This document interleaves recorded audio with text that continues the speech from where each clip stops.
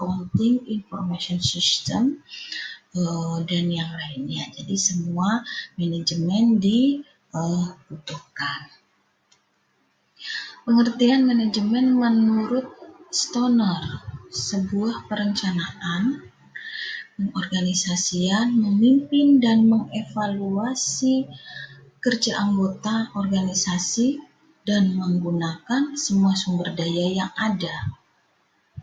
Menggunakan sumber daya yang ada, sumber daya perusahaan untuk mencapai tujuan perusahaan atau organisasi.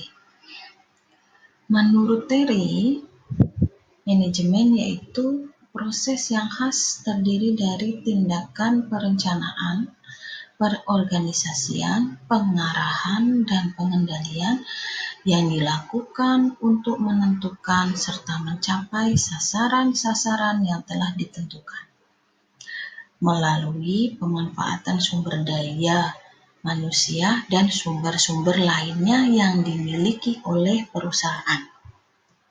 Skemanya manajemen ini juga perencanaan, pengorganisasian, pengarahan, pengawasan merupakan fungsinya. Jadi manajemen itu melakukan apa? Satu, merencanakan atau planning. Kemudian mengorganisasi. Manajemen juga mengarahkan dan mengawasi. Untuk apa? Kepada siapa? Ke mencapai tujuan organisasi, ya. Skema manajemen juga memanfaatkan sumber daya. Sumber daya yang ada di sini merupakan sumber daya perusahaan, ya, untuk tujuan perusahaan yang efektif dan efisien. Manajemen sendiri dilihat sebagai ilmu yang terus berkembang untuk pembuatan keputusan. Dilihat sebagai seni merencanakan kepemimpinan, gaya kepemimpinan, bagaimana berkomunikasi, dan segala sesuatu yang menyangkut human. Manajemen sebagai profesional membuat keputusan berdasarkan prinsip umum dan prinsip-prinsip manajemen. Sebagai para profesional mendapatkan status karena prestasi, ya, karena prestasi di manajemen, prestasi bagaimana memanajemennya. Ya. Unsur-unsur dalam manajemen, man itu manusia, money, metode, material, mesin, dan market. Ini 6 unsur dalam manajemen yang kedepannya nanti kita juga akan belajar memperdalam satu-satunya, ya. Kemudian manajemen dan manajerial. Apa sih manajemen dan manajerial itu? Kita lihat manajer. Manajer adalah orang yang bertanggung jawab mengarahkan segala upaya yang ditujukan untuk meraih tujuan organisasi. Apa itu organisasi? Apa itu perusahaan? Ya, adanya 2 atau lebih orang yang bekerja sama dengan cara tertentu, bersatu, menyatukan, dan mencapai tujuan perusahaan. Kemudian adanya struktur organisasi. Kinerja manajerial, ukuran yang menentukan efektivitas dan efisiensi seorang manajer, seberapa baik ia memimpin dan mencapai tujuan tertentu. Kinerja organisasi, beda ya antara kinerja manajerial dan kinerja organisasi. Kinerja organisasi ukuran yang menentukan efektif dan efisien organisasi, seberapa baik ia memimpin dan mencapai tujuan. Kalau manajerial kepada manajernya, kalau organisasi pada dilihat organisasinya. Prinsip dasar manajemen, satu efisiensi, ya, kemampuan untuk menyelesaikan suatu pekerjaan dengan benar. Jadi seorang manajer harus bisa bekerja dengan efisien, mendapatkan output yang lebih besar daripada inputnya.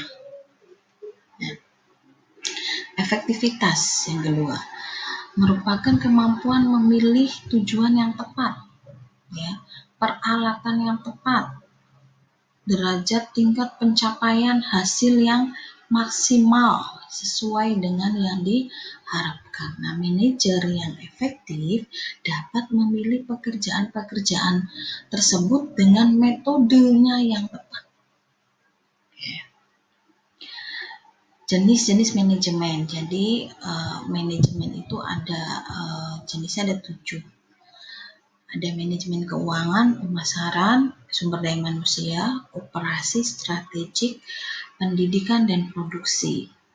Di pengantar manajemen ini hanya dijelaskan secara sekilas tentang jenis manajemen karena kita masih pada tahap pengantar tahapan mata kuliah pengantar manajemen.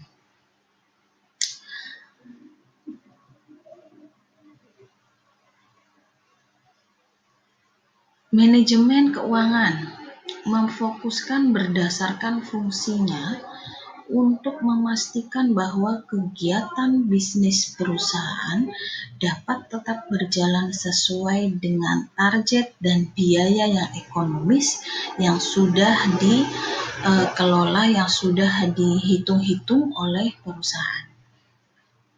Ya, kemudian manajemen pemasaran menganalisis kebutuhan konsumen serta menetapkan strategi yang cocok untuk diterapkan pada konsumen sasaran. Ya, jadi manajemen pemasaran ini mengelola target pasar, mengelola pangsa pasar, ya, produknya, ya, bagaimana kemasan yang menariknya. Ya. Kemudian manajemen SDM.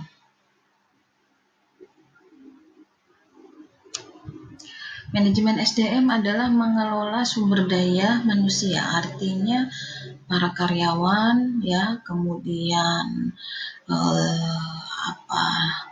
segala sesuatu yang terkait dengan karyawan perusahaan, seperti keselamatan kerja, kemudian kesejahteraan, ya, kemudian syarat menjadi karyawan dengan level atau bagian-bagian tertentu. Manajemen operasi terfokus pada aktivitas produksi barang dan jasa. Di samping itu, manajemen operasi juga bertanggung jawab terhadap pelaksanaan operasional bisnis yang efektif dan efisien. Selanjutnya, manajemen strategik berkaitan dengan struktur manajemen teratas, yakni pemimpin yang biasa disebut dengan manajer. Tugasnya menentukan perencanaan, pengarahan, dan pengawasan terhadap seluruh aktivitas perusahaan. Manajemen pendidikan merupakan proses pelaksanaan fungsi perencanaan, pengarahan, dan pengawasan dalam mengelola sumber daya yang berkaitan dengan bidang pendidikan. Yang terakhir, manajemen produksi. Bidang yang satu ini tidak bertanggung jawab atas produksi barang dan jasa perusahaan. Manajemen produksi bertanggung jawab atas hasil produk yang sesuai dengan standar pasar dan selera konsumen. Jadi teman-teman, jenis-jenis manajemen itu ada 7, ya. Nanti kita sekilas kita pelajari. Kemudian selanjutnya adalah manajemen dan manajer. Apa sih manajer? Orang yang mempunyai tanggung jawab atas bawahan dan sumber daya organisasi. Manajer ini diklasifikasikan menjadi 2, 1 menurut tingkatannya, 2 menurut tanggung jawabnya. Ada top level manager, ya, tingkatan manajer yang pertama top level manager. Menguasai peran dan kemampuan manajemen, ya, di top itu berarti di atas. Kemudian memahami faktor eksternal dan yang lainnya, nanti teman-teman bisa dibaca sendiri. Kemudian middle manager, manajer kelas tengah, manajer menengah, memahami tugas-tugas manajerial tertentu, bertanggung jawab melaksanakan tugas yang dibuat oleh top manajemen. Jadi kalau middle manager, dia bertanggung jawabnya ke top manager, ya. Kemudian memberi pengarahan ke lower manajernya.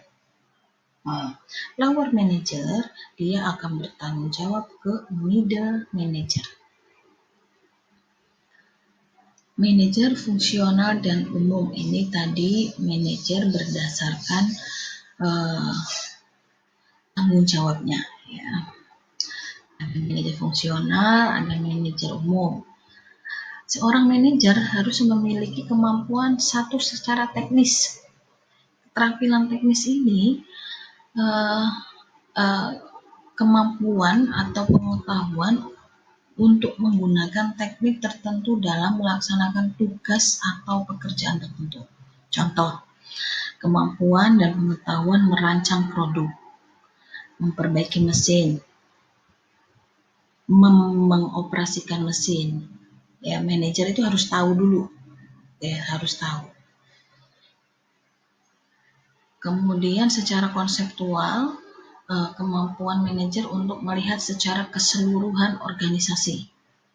Ya, keterampilan ini meliputi pemahaman tentang kerjasama setiap unit kerja, kemudian pemahaman tentang ketergantungan satu unit kerja dengan unit yang lain, perubahan yang terjadi, dan bagian lainnya. Skill managers, the manager skills harus memiliki, nah ini top manager, middle manager, lower level manager. Jadi manajer tingkat atas, manajer tingkat tengah, dan manajer lower level manager harus memiliki the manager skills ini. Ini kemampuan manajer. Manajer berdasarkan fungsinya, fungsi produksi, keuangan, sumber daya manusia, dan pemasaran. Tantangan manajer, ya, ke depannya globalisasi yang sudah sering kita dengar, sering kita lihat, ya. Kemudian perkembangan teknologi yang semakin cepat, itu merupakan tantangan seorang manajer juga, dan kita semua tentunya. Lingkungan multikultur, etika dan tanggung jawab sosial, dan ekonomi berkelanjutan. Untuk pertemuan pertama, mungkin sekian dari video dari Ibu. Semoga bisa bermanfaat untuk teman-teman semua, dan ada tugas yang Ibu lampirkan pada Edmodo. Silakan nanti kalian cekidot ke Edmodonya. Sekian dari Ibu, terima kasih, salam sehat, assalamualaikum warahmatullahi wabarakatuh.